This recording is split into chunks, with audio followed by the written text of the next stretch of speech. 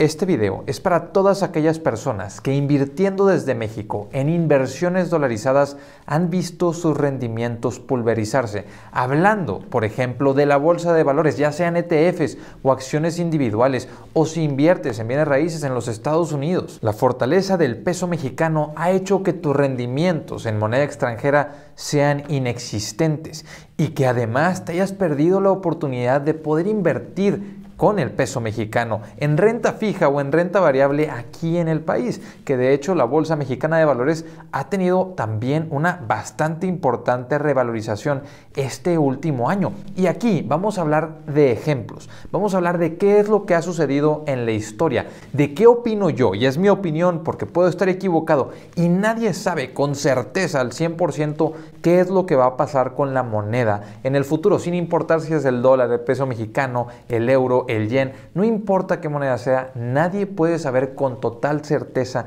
qué es lo que va a pasar con el tipo de cambio en el futuro, pero sí podemos tener bastante información con la cual podemos basar nuestra toma de decisiones y nuestro razonamiento, y es lo que voy a plantear en este video, además de compartir qué es lo que yo creo que puede pasar. Y es necesario comenzar por explicar qué es lo que ha sucedido con tus inversiones si estás invirtiendo, por ejemplo, en el S&P 500 de los Estados Unidos con un ETF en algún broker nacional. Con esto tenemos que ver la evolución del índice. El S&P 500 en 2021, en el mes de diciembre, estuvo en sus máximos históricos, tocando los 4,766 puntos. En ese momento, para cualquier mexicano que con pesos mexicanos quisiese comprar un ETF que siguiese al S&P 500, un ejemplo es VOO, hubiese tenido que pagar por VOO $436. Con el tipo de cambio, con el peso mexicano estando en 20.50 pesos por cada dólar, lo que equivale a 8,938 pesos de inversión para comprar un título del ETF que sigue al S&P 500. Ahora, viendo lo que te hubiese costado comprar un título en el punto más alto del mercado en diciembre del 2021, pasemos a ver cuánto te hubiese costado comprar un título en el punto más bajo del mercado con pesos mexicanos. VOO el 14 de octubre del 2022 estaba cotizando a $328.65 con un tipo de cambio de 20.7 pesos por cada dólar, lo que equivalía a comprar un título por 6,596 pesos mexicanos. Y aquí es donde comienza lo interesante. El colapso en dólares para ese ETF fue de 24.8% desde diciembre del 2021 a octubre del 2022. Pero en pesos mexicanos la historia es un poco más compleja que eso. El rendimiento que te hubiese dado esa inversión hubiese sido de menos 26.2%. Sí, parece un cambio mínimo, porque el tipo de cambio tuvo una diferencia muy pequeña, 24.8% contra un 26.2%.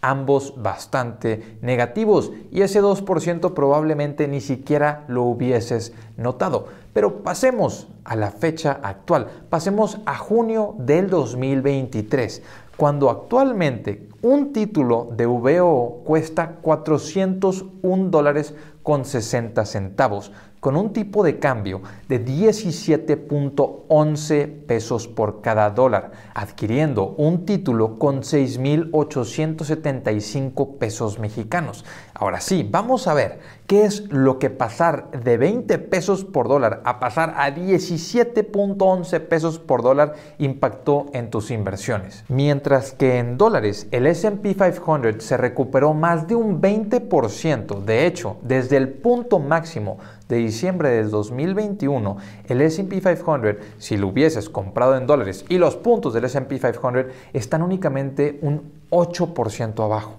Pero si tú compraste en ese momento con pesos mexicanos un título del S&P 500 por medio del ETF VOO, no tendrías un 8% de pérdida como lo tienes en dólares.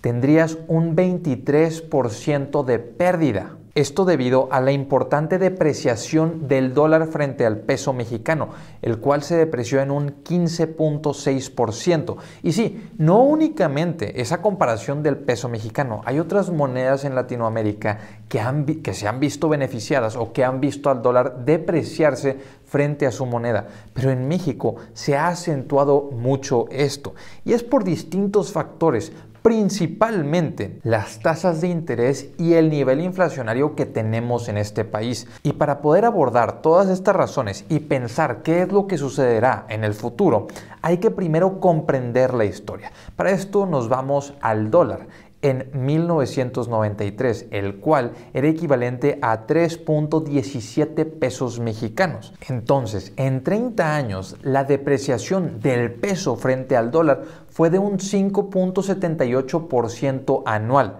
pero no fue un viaje en línea recta. No cada año el dólar iba valiendo más que el peso mexicano. Hubo periodos donde el dólar subía bastante, periodos de crisis en México o periodos de crisis en los Estados Unidos, en los que el inversionista prefería refugiarse y dejar de invertir en monedas de países emergentes. Y claro, habría que mencionar que México no es el mismo país que era en los 1990s. Ha cambiado bastante. Tenemos una cantidad bastante importante de reservas en dólares que ha ido aumentando con los años. Más de 200,000 millones de dólares en reservas tiene México en estos momentos. No solo eso, las tasas de interés a comparación del nivel inflacionario son mucho más atractivas de lo que eran a lo largo de la historia y eso no se puede mantener así para siempre. El costo de dinero no puede estar tan elevado tanto tiempo porque puedes afectar el crecimiento económico a futuro de manera bastante importante y lo que lleva, por ejemplo, a empresas a aplazar sus proyectos de inversión debido al costo que tiene el capital en este país. Ahora, si nos vamos al 2003, ya no a 1993, porque sabemos que en los 90s hubo devaluaciones del peso mexicano muy importantes y que en los años 2000 la estructura mexicana se fortaleció bastante. Bueno, del 2003 al 2023, estamos hablando de 20 años, el dólar se apreció frente al peso en un 2.63% en promedio anual. Pero esto es tomando el tipo de cambio del día de hoy, 17.11 pesos por cada dólar. Y si tomamos el de hace tan solo algunos meses, que era 20 pesos por cada dólar, nos damos cuenta que el dólar en los últimos 20 años se apreció en un 3.43% en promedio anual. Entonces, ¿qué quiere decir esto? Que históricamente, debido a que Estados Unidos tiene una menor inflación que México, una mayor estabilidad política, aunque algunos dirán que es debatible, para mí está claro, Estados Unidos tiene una mayor estabilidad política, una mayor estabilidad económica. Y sí, el crecimiento de México ha sido más acelerado, estamos en un país emergente.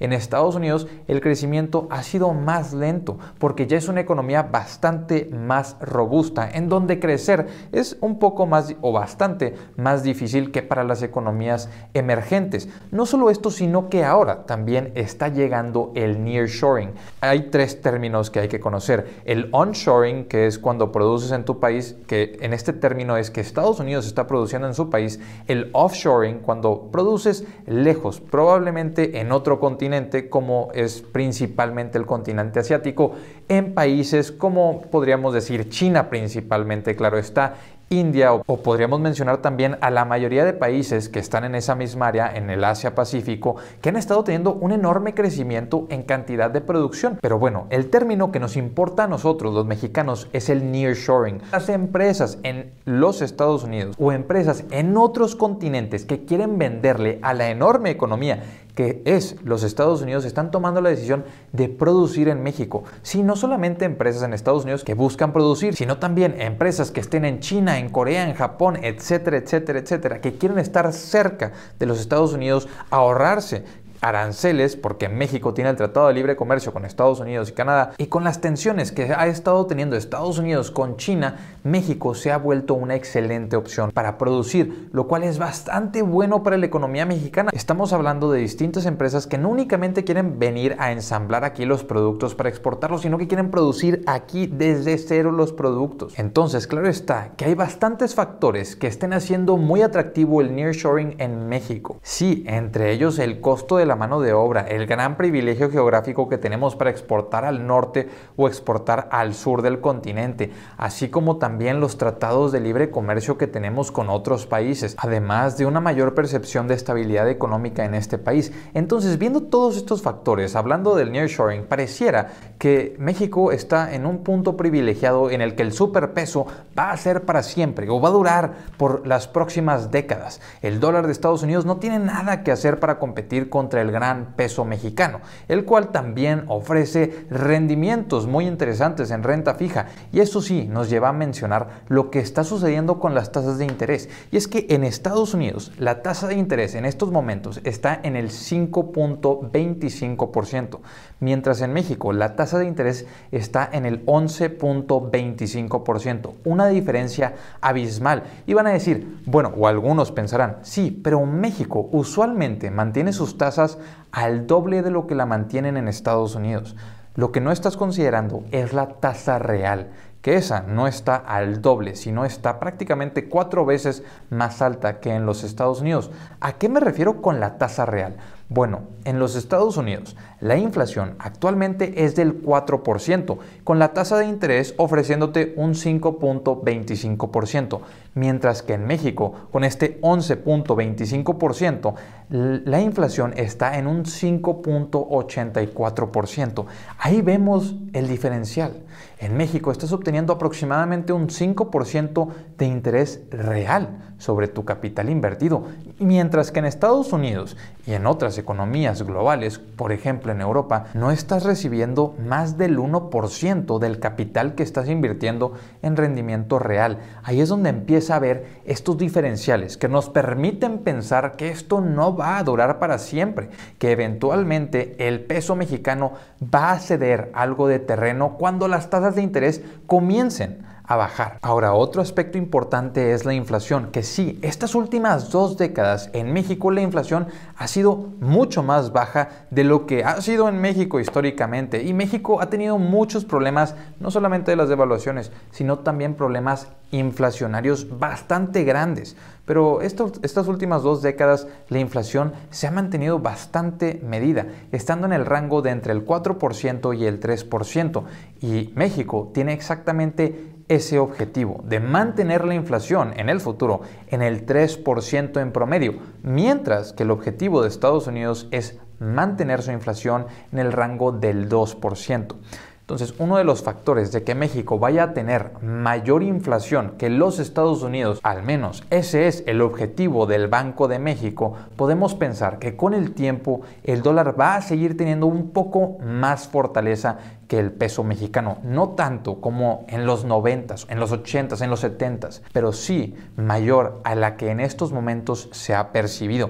Y esto no es la primera vez que sucede. El peso mexicano ha perdido y ganado terreno contra el dólar a lo largo de muchos años en la historia. Y esto, en mi opinión, es simplemente una vez más en lo que esto está sucediendo. ¿Y quieren ver ejemplos muy importantes? Bueno, vámonos al 2008. El 2008, cuando sucedió la gran recesión en los Estados Unidos. El dólar, en los primeros 6 meses del 2008, estaba rondando los 10 pesos. De hecho, estaba en los 10.59 pesos cada dólar. Cuando en 2009, estamos hablando de menos de un año después, el peso se disparó a más de 15 pesos con 13 centavos por cada dólar. Pensarás, bueno, tuvimos una gran devaluación en ese momento y claro, el dólar se mantuvo arriba, el dólar se mantuvo elevado para después en 2020 llegar a estar en los 25 pesos. No, ese no fue el camino, no fue una línea recta. De hecho, fue bastante volátil y tomó bastante tiempo. El 2009, sí, llegamos a esos 15 pesos, pero si nos vamos al 2011, estamos hablando de 2 años después, el peso estaba en 11.47 pesos cada dólar. El dólar se depreció en un 24% a comparación del peso mexicano en esos 2 años. Bastante similar a lo que está sucediendo en estos momentos. De hecho, en la crisis del 2020, el dólar se disparó a los 24.97 pesos. Sí, con 24.97 pesos comprabas un solo dólar. Y en ese momento se decía que el dólar iba a llegar a 30. ¿Y cuántos de ustedes no escucharon eso? Que el dólar iba a llegar a 30. Constantemente lo podíamos ver en las notas. Al menos veíamos en las notas que el dólar iba a cerrar el año 2020 en 28 pesos. Y no fue así, sino que pasemos al 2023. Estamos hablando de ya prácticamente 3 años, de la mitad del 2020 a la mitad del 2023, en el cual el dólar está a 17.11 pesos cada dólar. Una depreciación del dólar a comparación del peso mexicano de un 31%, una depreciación enorme. Pero cuando la vemos contra el 2008 vemos que no es tan grande. Y en este mismo momento, en el 2020, Estados Unidos imprimió dinero como si no hubiese mañana. Lo que se dedicaron a hacer fue a emitir dólares, a dar mucha más liquidez en el mercado. Y ya, esa no es la postura. Estamos frente a una política económica restrictiva en los Estados Unidos, en la que están subiendo las tasas y están disminuyendo la cantidad de liquidez que tienen los mercados. Y ese es tan solo uno más de los factores a los cuales podemos atribuir la fortaleza del peso mexicano y la debilidad del dólar frente al peso mexicano en ese periodo. Pero antes de terminar con estas menciones históricas, quiero mencionar una más.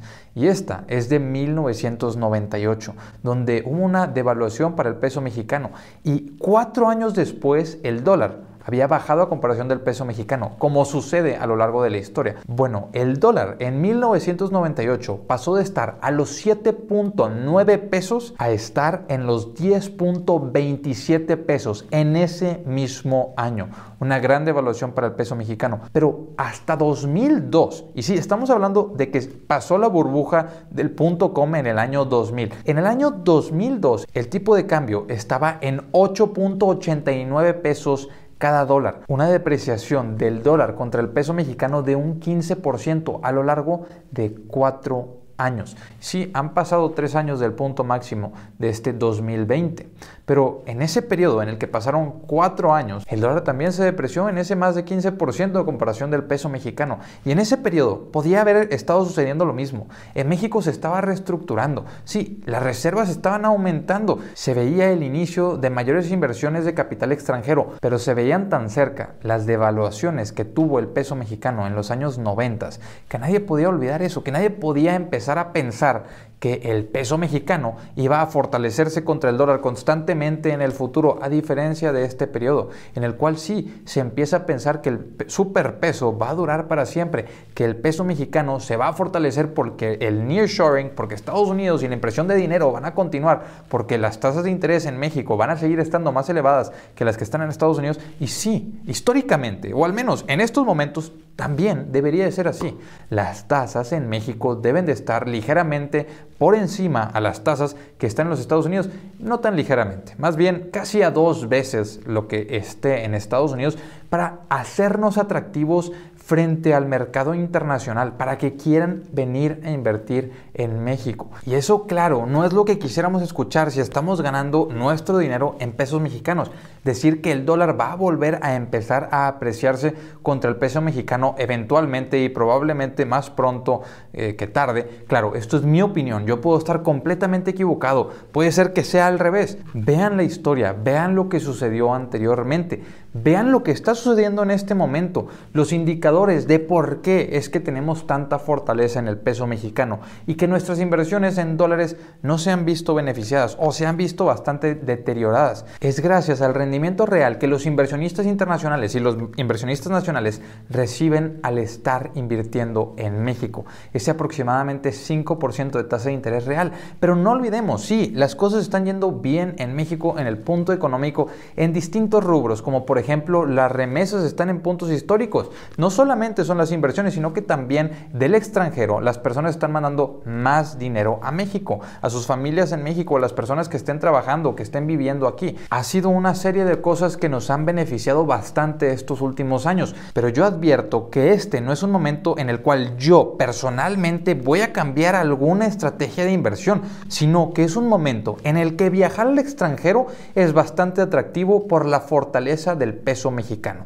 Un momento en el que invertir en dólares es bastante atractivo porque el peso se ha apreciado. también invertir en euros o en la moneda, en la libra esterlina, por ejemplo. Tener inversiones no en la moneda en sí, sino, por ejemplo, a mí me gusta la bolsa de valores, de eso es de lo que principalmente se trata este canal, en buscar empresas que sean sólidas, que generen flujos de efectivo predecibles para el futuro. Claro, también tengo el curso de bolsa, está en la descripción para cualquiera que quiera ir a ver el precio. Tal vez te vas a sorprender en lo barato que está ese curso, porque el precio que he visto en otros cursos son mínimo 2 veces más caros que el curso que yo tengo. Entonces, aunque yo hice el curso, como contador te digo que es un curso completo que vale mucho más que su precio. Y continuando con el resto de los temas, también nos vemos beneficiados en México para importar productos del extranjero. Si tú, por ejemplo, quieres empezar un negocio o tienes un negocio en el que tú importas productos, a ti te sale mucho más barato en este momento debido a la gran fortaleza que tiene el peso. Pero ¿a quién no le conviene esto? Bueno, a las personas que estuvieron invirtiendo de 2020 a 2022 en inversiones dolarizadas, ya que el dólar ha perdido muchísimo terreno frente al peso.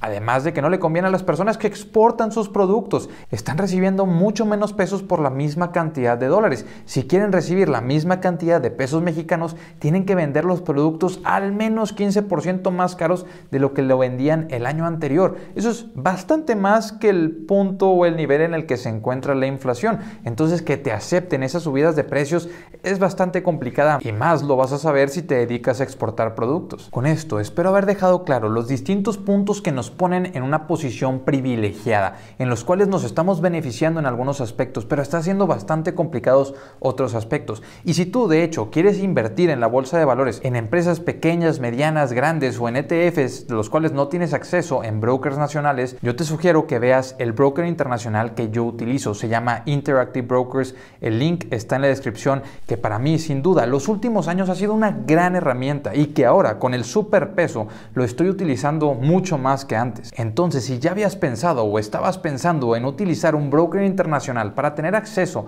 a inversiones que no tienes en los brokers nacionales como GBM, que es el que yo utilizo aquí en México, de verdad te sugiero que utilices el link en la descripción para que conozcas el que yo utilizo y el que se ha convertido los últimos 3 años en mi broker favorito. Pero tengo que decirles, antes de cerrar este video, que tengan mucho cuidado con confirmar sus creencias o sus expectativas en base a lo que sucedió los últimos 6, 12 o 18 meses. Eso pasa mucho en la bolsa de valores. Cuando te encuentras en un bear market, cuando el mercado de valores ha caído más de un 20%, las personas solo ven más caídas, solo esperan más caídas. Cuando el mercado se recupera un 10, 15 o 20%, el mercado comienza a esperar únicamente más subidas. Y cuando ves que el mercado puede caer, o que ves que el mercado puede subir, o que ves que tu divisa se puede depreciar, así como también hay periodos en los que se va a apreciar, no creas que la tendencia va a ser para siempre.